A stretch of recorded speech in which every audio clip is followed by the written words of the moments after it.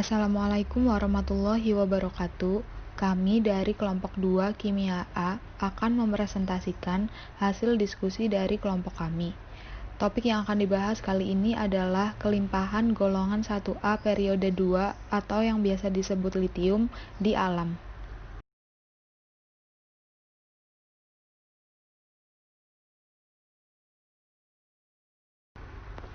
Nah, berikut merupakan nama-nama anggota dari kelompok 2. Unsur litium ini banyak sekali kita temukan di alam. Kulit bumi mengandung kira-kira 0,006% massa litium. Unsur ini juga terdapat dalam air laut hingga kira-kira 0,1 ppm massa. Pada air laut, litium disebut dengan litium klorida. Kita juga dapat menemukan litium pada biji, yaitu pada podumen, petalite, dan lepidolite. Litium juga dapat kita temukan pada baterai rechargeable, logam alloy untuk pesawat, dan juga bahan bakar nuklir fusi masa depan.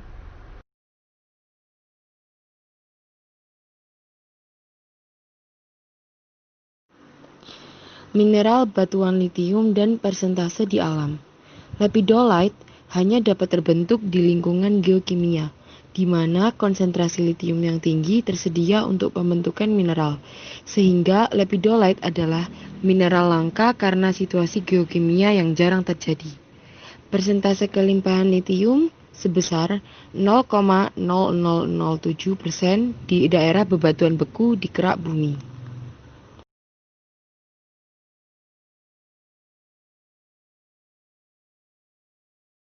Berikut 5 sumber litium di dunia. Yang pertama adalah spodumen.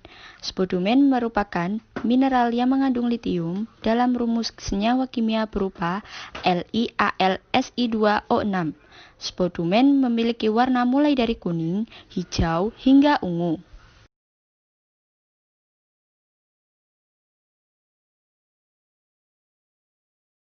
Yang kedua adalah lepidolite.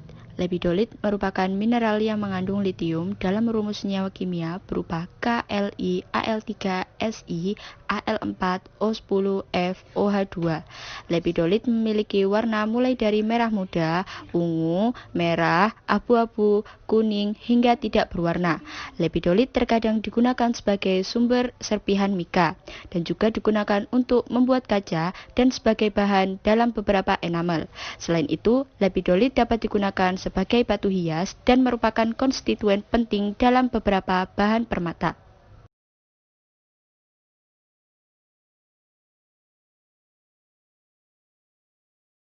Yang ketiga adalah zinwaldite. Zinwaldite merupakan mineral yang mengandung litium dalam rumus senyawa kimia berupa KliFeAlSi3O10FOH2. Zinwaldite memiliki warna mulai dari abu-abu coklat, kuning coklat, ungu pucat, dan hijau tua.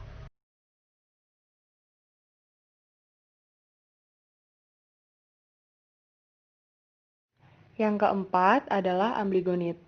Amblygonit merupakan mineral yang mengandung litium dalam rumus senyawa kimia berupa LiNaAlPO4FOH. Amblygonit memiliki warna mulai dari putih, krem, kuning pucat, hijau, biru, abu-abu, coklat, dan merah muda.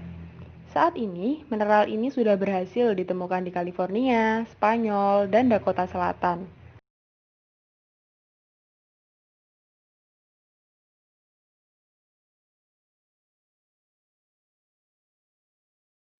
Yang kelima adalah petalit. Petalit merupakan mineral yang mengandung litium dalam rumus senyawa kimia berupa LiAlSi4O10. Petalit memiliki warna mulai dari abu-abu, kuning, merah muda, putih, hingga tak berwarna. Saat ini, mineral ini sudah berhasil ditemukan di Australia, Brasil, Namibia, Kanada, dan Zimbabwe.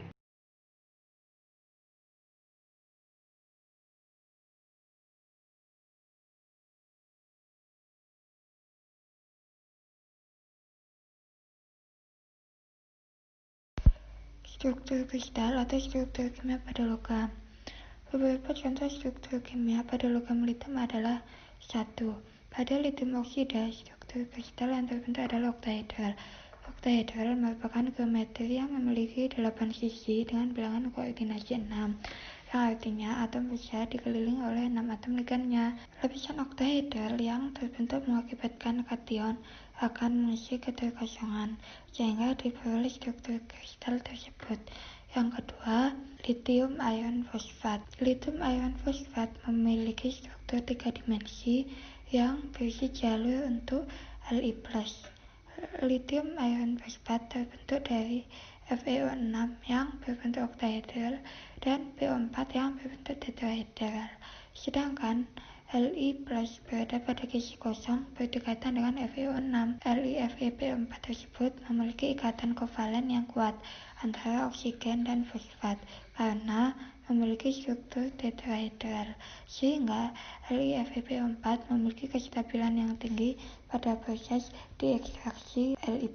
Gambar struktur kristal lithium iron fosfat dapat dilihat pada slide selanjutnya.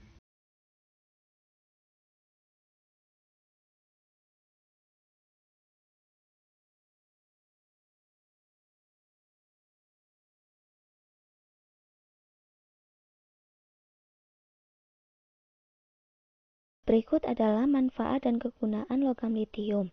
Yang pertama yaitu dapat mencegah kerusakan sel di sistem saraf pusat, regenerasi sel, dan pemulihan. Yang kedua, dapat meningkatkan kemampuan tubuh untuk menyembuhkan diri ketika kita dalam keadaan stres. Dan yang ketiga, berperan dalam produksi kaca, keramik, dan dalam produksi aluminium.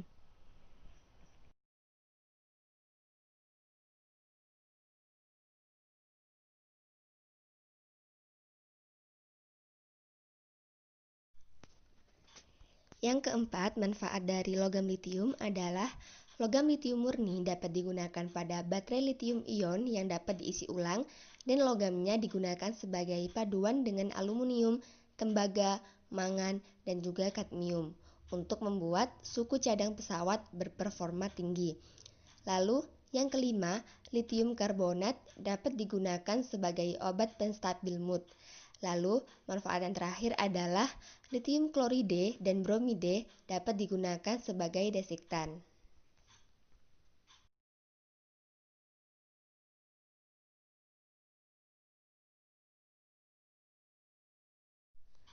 Sekian presentasi dari kelompok kami.